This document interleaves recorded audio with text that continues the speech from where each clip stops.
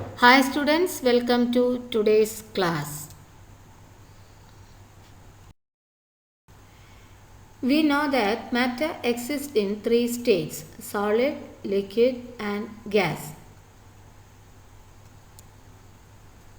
Not only that, one form of matter can be changed into another form.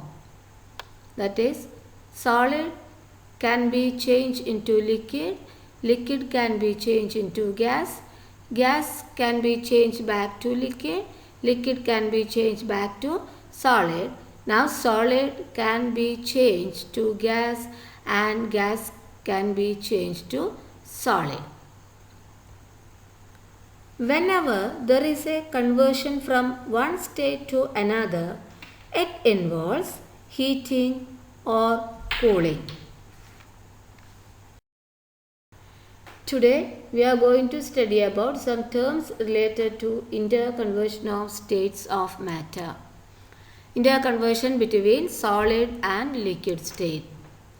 The process by which a substance changes from solid state to liquid state is called melting or fusion.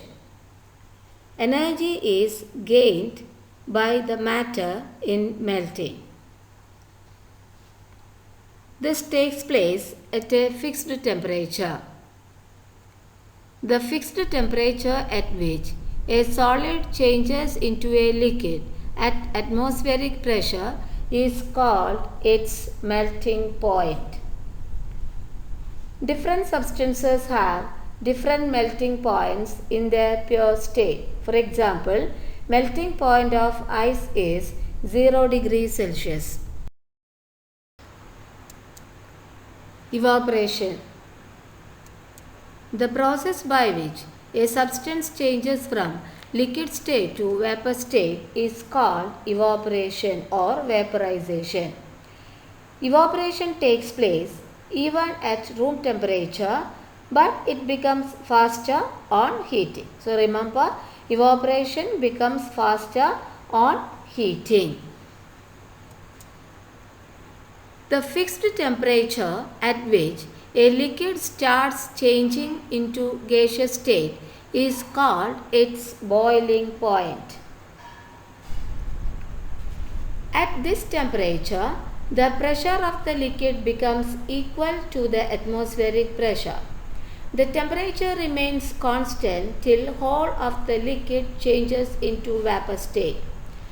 For example, the boiling point of pure water is 100 degrees Celsius. See, you may be thinking, is there any difference between evaporation and boiling? Yes, there is difference between evaporation and boiling. Evaporation is a slow process, whereas boiling is a fast process.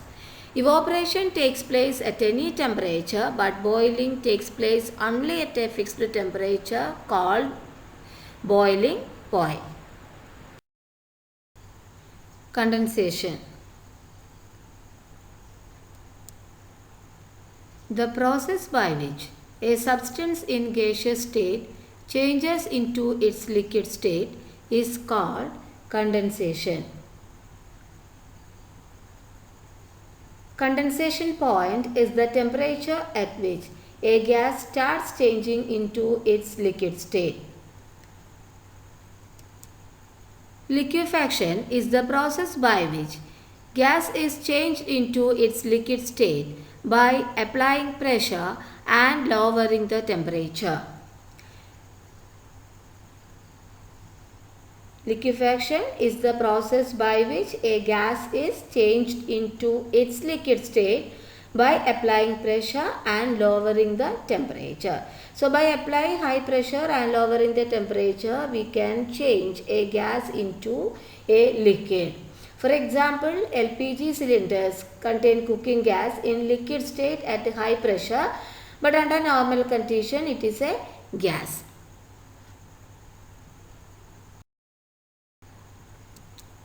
Freezing. The process by which a substance in liquid state changes into a solid state is called freezing or solidification. The temperature at which a liquid starts changing into its solid state is called its freezing point. Example, pure water freezes at 0 degrees Celsius under normal conditions. The temperature at which a liquid starts changing into its solid state is called its freezing point. There are some substances which directly change from solid to gaseous state and gaseous state to solid state back. This process is called sublimation. So, sublimation is the process by which certain substances change directly from solid to gaseous state on heating and vice versa on cooling. Example, camphor, ammonium chloride, iodine, naphthalene, etc. You are familiar with camphor and naphthalene. Camphor, when it is burned, you can see that it directly changes from solid to gaseous state. Ammonium chloride, it is a white solid. When it is heated, it changes to ammonium chloride vapors. On cooling, these vapors change back to solid ammonium chloride. Iodine also changes to iodine vapor. Then naphthalene balls are used to keep away insects. Usually we keep these naphthalene balls in storage shells in order to keep away the insects. If you keep these naphthalene balls in your storage shells or almirahs and all, after a few days, if you look these naphthalene balls, you can see that these balls have become smaller. The process took place was sublimation.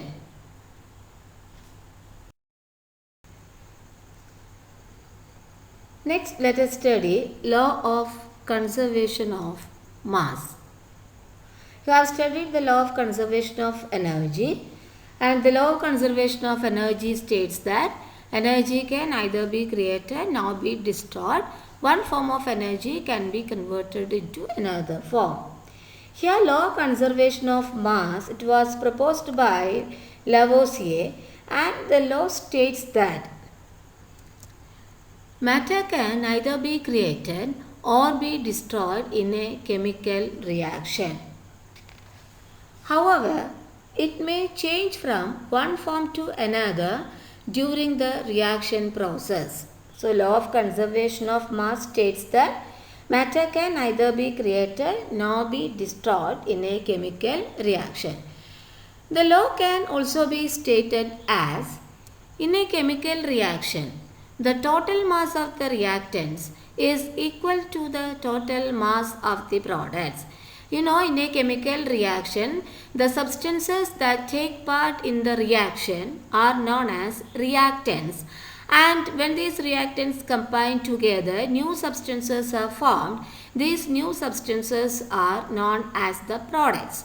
So, in a chemical reaction, the total mass of the reactants is equal to the total mass of the products. There is no loss or gain of matter or mass. This means that there is no change in the mass during a chemical reaction. Mass remains constant.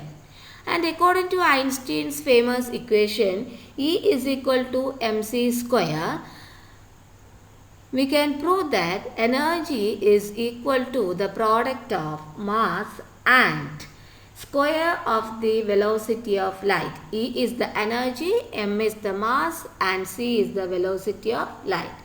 In short, we can say that matter can either be created or be destroyed in a chemical reaction. The law was proposed by Antoine Lavoisier. Here is the assignment for you.